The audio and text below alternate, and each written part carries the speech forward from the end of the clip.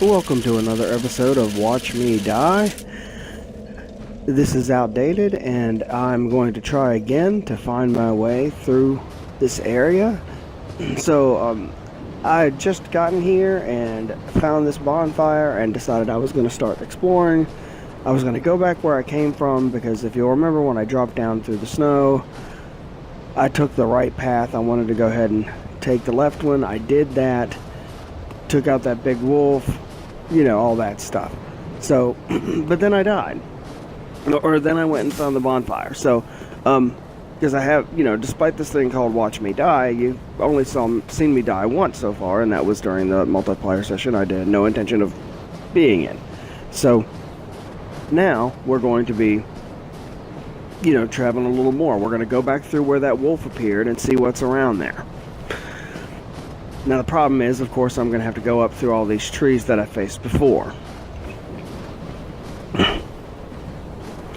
So, real quick, just to, let you know about, the gaming that I've done and all that stuff, since that's what, one thing we're all here for is to, share experiences with people that enjoy similar hobbies. I've been gaming since I was very young. It started way back in the days of the Commodore VIC-20, which was an old home computer system. You have to be up in my age range to know what a Commodore was, because they used to be all that in a bag of chips, and now no one has one, and no one wants one, and no one would ever want one because they're long gone. But I had that, and I used to program games and stuff on that and play it, and then I picked up a Commodore 64. I think I went through about 2 or 3 of those.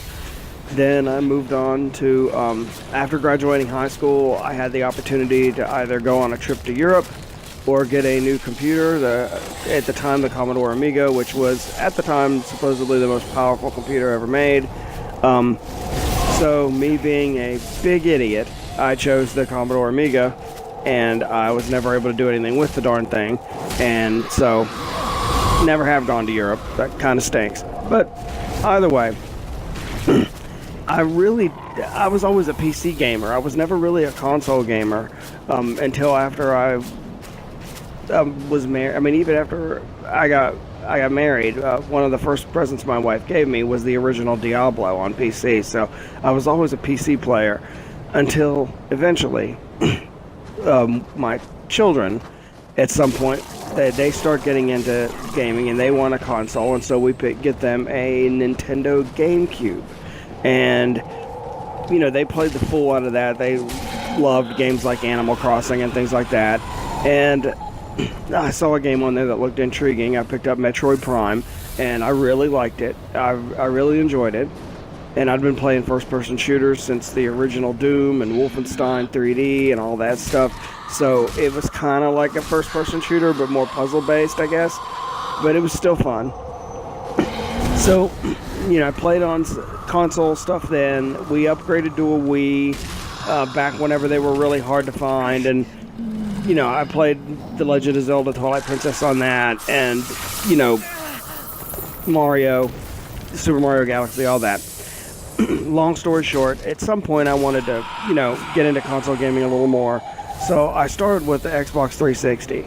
The reason I chose that console is when I looked at the exclusives at the time, the ones that interested me the most were Gears of War and Halo, and they were both Xbox exclusives. So that's what I did.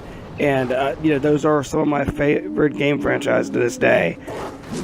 And of course, I really enjoyed the Fable games, and my kids did too. They really liked the Fable games.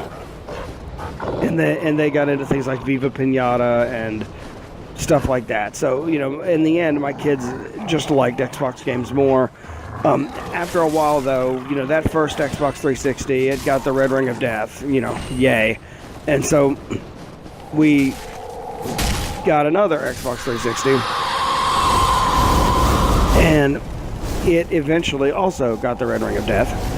At that point, my wife, who we nicknamed Honey Badger, decided she was not going to invest money in that again when they keep breaking. In fairness, they were both the old white system, but So we ended up getting a PS3. Well, I started really liking some games on PS3. Uncharted being a great example. I absolutely love the Uncharted games. I played the Resistance first-person shooters. They were okay. I played Killzone. They were okay. I liked the weight on those. They kind of reminded me of Gears when it comes to like the heft and weight of the weapons and stuff. But it was never quite the same. Although I really enjoyed PS3, and some of the games on there. Yeah. In the end, we decided at some point to go ahead and get a 360 again, and we got a slim model, the ones that did not have the Red Ring of Death problem. And so we got back to playing the games that my kids really, really liked. And I got back to, Gears and Halo and all that. But I kept my PS3. I had both for a really long time. Then at some point we decided we were going to upgrade to Xbox One. Now, they'd started doing the whole games with gold thing where they were giving away a free game, and I still had just a 360. So I made sure to on Xbox.com or online, I'd make sure to get the free game for 360 and for Xbox One, even though I didn't have an Xbox One, so that when I did have an Xbox One, I'd have a built-in library to play on, because they didn't start backwards compatibility yet. So when I upgraded to Xbox One, I traded in the PS3 and the 360, upgraded to Xbox One. Eventually, I ended up getting a PlayStation 4 for free, and I wanted one anyway, mostly because I wanted Bloodborne.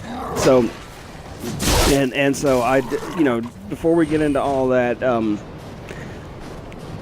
competition thing, let me address how I feel about that.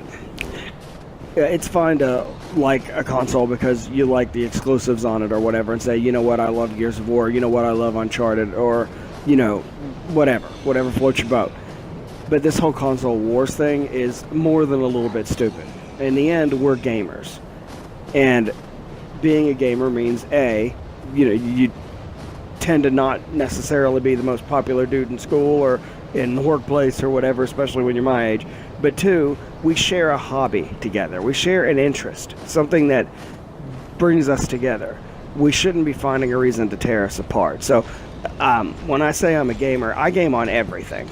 I judge it all as a game. I don't judge it as a PlayStation game or an Xbox game or a Nintendo game or a PC game.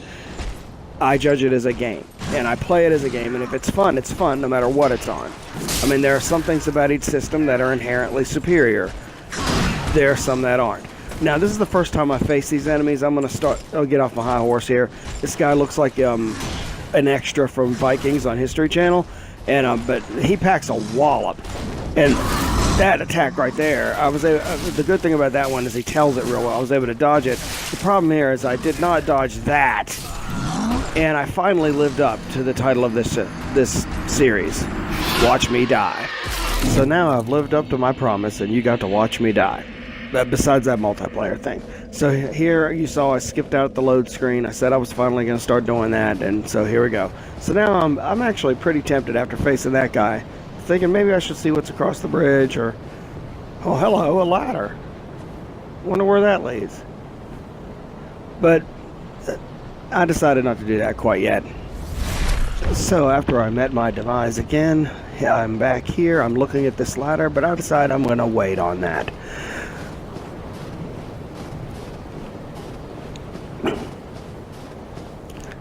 So I figure I'll head back up this way again, and I'm going to try to get those souls back. And so I've realized that those trees, it's best to try to get behind them, and that there's no tunnel that way, so I don't know why I'm wasting my time. But I really need to get behind them, and I realize it because that hug attack, that's a hug that not even Olaf would love. It's just not cool. Girl, stop puking. Cut it out. There we go. Took care of that one. Now that meter you saw building up there, that's frostbite, and I think that slows you down. I know it does some damage, as pretty much everything in Dark Souls does. And oh, she's about to give me a hug. Stop being handsy. No, do not put your finger there. Ow. Okay, that's fine. Okay, I'm gonna have to take care of you. There we go. So I've got to go through these same things again. So I'm thinking that best to figure out how to get... cut it out. Stop that. You are a bad dog. Bad dog. No biscuit treat for you. And I apparently am the biscuit treat. And so there's that tree dropping those little fiery things on me. I'm going to try to take this thing out. I think she's going to hug me, though. Nope, I got her. But there's another one real close by. So I'm going to back out of there because, you know, I'm playing on low health here. Ouch. Alright, seriously. The bobbing and weaving seem to work. Running low on stamina. That's another thing about Dark Souls. You have to get used to the stamina meter.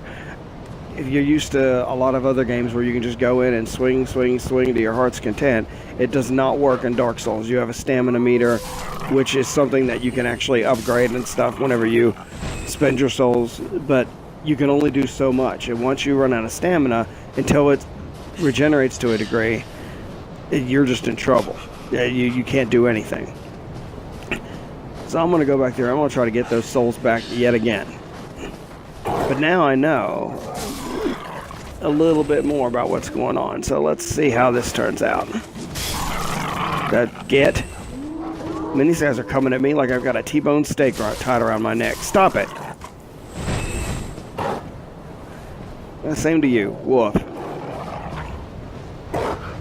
Well, you know, let's just go and take him out. You know he's going to follow me. Probably come home. Expect me to feed him. Well, you know, feeding my own entrails, but still. Die. Alright, there we go. I do not condone animal cruelty, but, you know, A, this is a video game. B, they're trying to kill me. So here we go. I know I'll have to take out another wolf or two over here. There's one. Yeah, what are we playing now? Stop it. I just drank that Estus that you just bit right out of my thigh or whatever. Cut it out. Go away. Get. There we go. That's an ability they need, is fetch. So I can just make the, like, dogs run off somewhere and make this a little easier. But either way, it's not the dogs or the trees I'm really worried about. It's the big burly guys. I don't know why I'm not able to beat them. They seem like they'd be vulnerable to get in behind. I just haven't really been able to pull that off. The first fight, because I wasn't really ready for them. There we go. So I picked up my souls. And now I don't even want to mess with him. If I can get around him, I'm going to see if I can. There's one of those trees. I'm going to ignore her too. There's a tower up there. I think I'm going to go up and see what's in that tower. Oh, crap. Apparently there are archers in that tower. And where'd he come from? Oh, no, stop, hammer time. Okay, I got out of that. I'm going to get in that tower. Come on, go, go, go, go, run. Dang it, where's the run button? Go, go, go, go, go. Okay. All right, I'm here. Ooh, treasure. A soul item.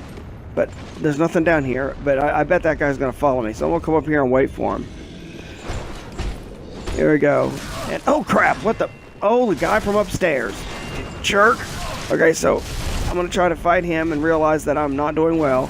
I'm going to back out. But the other guy did finally come in. And he took me down. Dude, really?